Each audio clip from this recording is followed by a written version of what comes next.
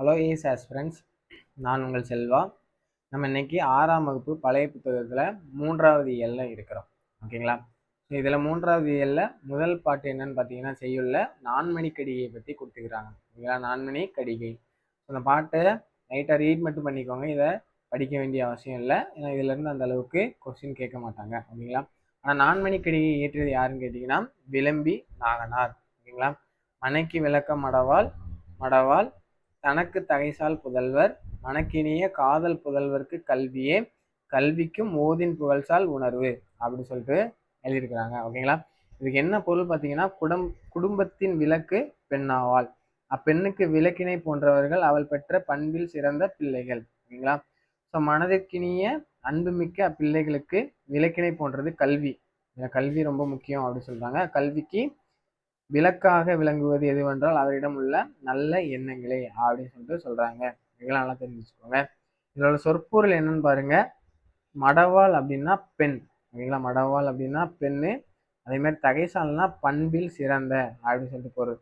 அதே மாதிரி மனக்கினியன்னா மனதுக்கு இனிய அப்படின்னு சொல்லிட்டு பொருள்.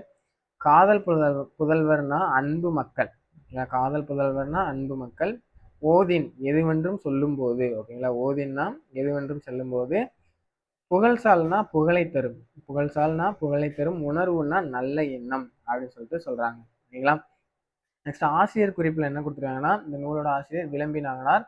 இதில் விளம்பி என்பது ஊர் பெயர், நாகனார் என்பது புலவனுடைய இயற்பெயர். ஓகேங்களா? எப்போதுமே பெரும்பாலும் புலவர்களோட முதல் பெயர் எப்போதுமே ஊர் பெயராக தான் இருக்கும். பின்னாடி வரக்கூடியது அவரோட இயற்பெயரா இருக்கும். ஓகேங்களா? நல்லா தெரிஞ்சு வச்சுக்கோங்க. நெக்ஸ்ட் இதோட நூல் குறிப்பு என்னன்னு பார்த்தீங்கன்னா, நான்மணி கடிகை. இந்த நான்மணி கடிகை வந்து 14 கீழ்கணக்கு நூல்களில் ஒன்று. இதுல கடிகை அப்படின்னா அணிகலன் என்பது பொருள். ஓகேங்களா? நான் என்றால் 4. ஓகேங்களா? 4 மணிகளை கொண்ட அணிகலன் என்பது இதன் பொருள். ஓகேங்களா? 4 மணிகளை கொண்ட அணிகலன் என்பது பொருள். ஒவ்வொரு பாட்டும் 4 கருத்துக்களை கூறுகிறது. ஓகேங்களா? ஒவ்வொரு பாட்டும் 4 கருத்துக்களை கூறுது. அதனால நான்மணி கடிகை அப்படின்னு சொன்னா. 4 மணிகள் எதெல்லாம்னா முத்து, பவளம், மரகதம், மாணிக்கம். ஓகேங்களா? முத்து, பவளம், மரகதம், மாணிக்கம், அதுதான் அந்த 4 மணிகள். ஓகேங்களா? அந்த கடிகை அப்படிங்கிறது ரொம்ப ரொம்ப முக்கியங்க. இது ப்ரீவியஸ் இயர்ல அடிக்கடி கேட்டுக்கிறேன். கடிகை என்றால் அணிகலன் என்பது பொருள். ஓகேங்களா? அதே மாதிரி நெக்ஸ்ட் வந்து உரைநடை கொடுத்துக்கிறாங்க. ஆறாரோ ஆரிராரோ. இது வந்து தாலாட்டு பாட்டு. இது என்ன நினைச்சோம்? ஆறாரோ ஆரிராரோ கண்ணே கண்மணியே ஆறடிச்சு நீ எழுத அடிச்சாரை சொல்லி எழு ஆறாரோ ஆரிராரோ. இந்த அளவுக்கு இதை வந்து கிராமத்துல பாடிட்டு இருக்கிறாங்க. இது ஒரு தாலாட்டு பாடல். ஓகேங்களா? குழந்தையை தொட்டிலிட்டு தாய்ப்பாடும் பாட்டு தாலாட்டு அப்படின்னு சொல்றாங்க. நெக்ஸ்ட் நாட்டுப்புற பாடல். ஓகேங்களாம இதை வந்து நாட்டுப்புற பாடல், இதை வாய்மொழி இலக்கியம் அப்படின்னு சொல்லிட்டு கூறுறாங்க. ஓகேங்களா? நாட்டுப்புற பாடல்கள் எப்பவுமே பெரும்பாலும் வாய்மொழி இலக்கியமாகவே இருக்கும். ஓகேங்களா? நெக்ஸ்ட் வந்து சென்னை போன்ற பெருநகரங்களில் கானா பாட்டு பாடுறாங்க. ஓகேங்களா? இப்போ சென்னையிலலாம் கானா பாட்டு தான் அதிகமாக பாடுறாங்க. இது என்னன்னு தெரிஞ்சு வச்சுக்கோங்க. ஓகேங்களா? நெக்ஸ்ட் வந்து இதுல எதுவும் தேவையில்லை, ஆனா இது முக்கியங்க. நாட்டுப்புற பாடல்களை கீழ்காணும் வகைகளாக பிரிக்கலாம். அது எத்தனைன்னா 7. ஏன்னா நாட்டுப்புற பாடல்களின் வகைகள் மொத்தம் எத்தனைன்னு கேட்டீங்கன்னா 7. அது என்னன்னா தாலாட்டு பாடல்கள், விளையாட்டு பாடல்கள், தொழில் பாடல்கள், சடங்கு பாடல்கள், கொண்டாட்ட பாடல்கள், வழிபாட்டு பாடல்கள், ஒப்பாரி பாடல்கள். ஏன்னா மனிதன் பிறந்தல இருந்து சாகர வரைக்கும் உள்ள பாடல்களை நம்ம வகைப்படுத்திருக்கிறாங்க. அது 7 வகையா வகைப்படுத்திருக்கிறாங்க.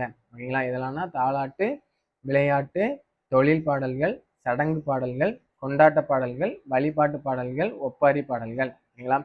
பிறந்த குழந்தைகளுக்கு பாடுவது தாலாட்டு. கொஞ்சம் வளர்ந்த பிள்ளைகள் விளையாடுறது பாடுவது விளையாட்டு பாடல்கள். அதே மாதிரி அவங்க வேலை செய்யும் போது பாடுறது தொழில் பாடல்கள். திருமணம் போன்ற நிகழ்வுகளை பாடுவது வந்து சடங்கு பாடல்கள். அதுக்கப்புறம் ஒரு கொண்டாட்ட பாடல்களும் ஒன்று இருக்கும். ஓகேங்களா? அப்புறம் சாமி கும்பிடுவது பாடுவது வழிபாட்டு பாடல்கள். ஸோ கடைசியா இறந்தோருக்கு பாடுவது வந்து ஒப்பாரி பாடல்கள் அப்படின்னு சொல்லிட்டு சொல்றாங்க. ஓகேங்களா? நெக்ஸ்ட் இதுல வந்து இந்த இது தேவையில்லை, இதெல்லாமே கொஞ்சம் கொஞ்சம் இருக்கும். இதை கொஞ்சம் என்னன்னு பார்த்துக்கோங்க. அவ்வளோதான். இது வந்து கொஸ்டின் அவ்வளோவா கேட்க மாட்டாங்க. ஓகேங்களா? ஓகே, நெக்ஸ்ட் வந்து அடுத்த பேஜில் பார்த்தோம்னா இதுலேயும் இல்லை, இதெல்லாம் ஏற்கனவே நம்ம ஊரில் வந்து சின்ன சின்ன பசங்கள்லாம் பாடுறது தாங்க. சின்ன வயசுல யாரும் பாடுறது தான். இதை ரெண்டும் சும்மா கொடுத்துருக்குறாங்க. இதெல்லாம் என்னென்னு அதை மட்டும் பார்த்துக்கோங்க.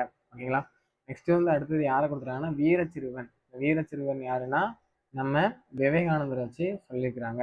ஓகேங்களா? இது ஒரு கதை தான். இந்த கதையில எதுவுமே இருக்காதுங்க. ஒரு குதிரை வந்து ரொம்ப வேகமாக போயிட்டு இருக்கும். அதை வந்து இந்த நம்ம ஆளு விவேகானந்தர் வந்து அந்த ஆபத்துல இருந்து காப்பாற்றிருப்பாங்க. ஓகேங்களா? இதில் வந்து வேற எதுவும் இல்லை. ஆனால் அந்த விவேகானந்தரோட இயற்பெயர் பார்த்துக்கோங்க நரேந்திர தத்.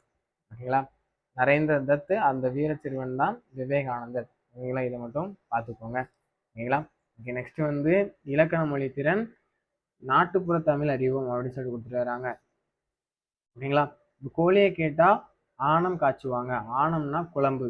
ஓகேங்களா, ஆணம்னா குழம்பு அப்படின்னு சொல்லி சொல்றாங்க. ஓகேங்களா, அளக்கிற நாளைக்கு அகவிலை தெரியுமா. ஓகேங்களா, சொலவாடைகளை வச்சு கொடுத்துருக்குறாங்க. ஓகேங்களா, கோழியை கேட்டா ஆணம் காய்ச்சுவாங்கன்னா கோழிக்கிட்ட கேட்டால் அதை குழம்பு வைப்பாங்க அப்படின்னு சொல்லி சொல்றாங்க. அதே மாதிரி அளக்கிற நாளைக்கு அகவிலை தெரியுமா. அளக்கிற நாளைக்கு அதோட ரேட்டு தெரியாதுல்ல.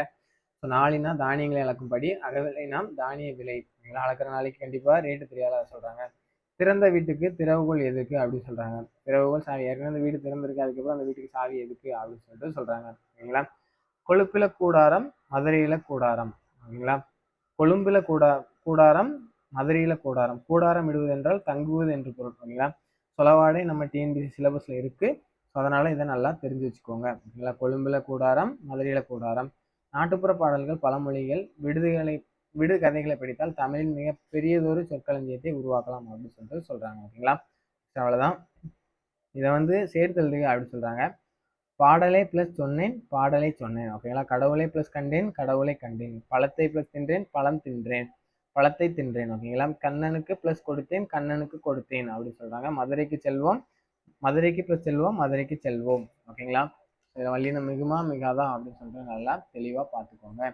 ஓகேங்களா, நெக்ஸ்ட் வந்து சொல்வண்ணமிட்ட சொற்களே பிழையானவே எது அப்படின்னு. கிணறில் அப்படின்னு சொன்னா கிணற்றில். ஓகேங்களா, சுவரில்னா சுவரில். ஓகேங்களா, வயிறுனா வயிறு பசிக்குது அப்படி சொல்றாங்க. ஓகேங்களா, இது வந்து கிணறு.